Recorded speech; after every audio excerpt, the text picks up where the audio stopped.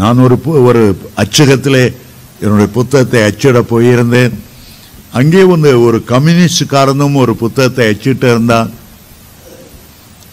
நான் ப்ரூஃப் எல்லாம் திருத்த முடித்த பிறகு அவனுடைய புத்தகத்தை வாசித்தேன். அதில் அவர் எழுதியிருந்தார், இயேசுவே நீர்தான் ஃபர்ஸ்ட் கம்யூனிஸ்ட். என்னடா இது,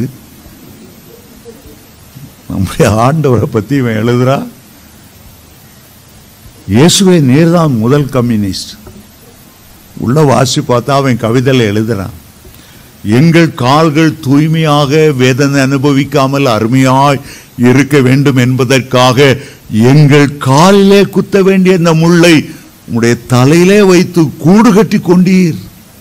அவன் கற்பனை எப்படி போகுது பாருங்க.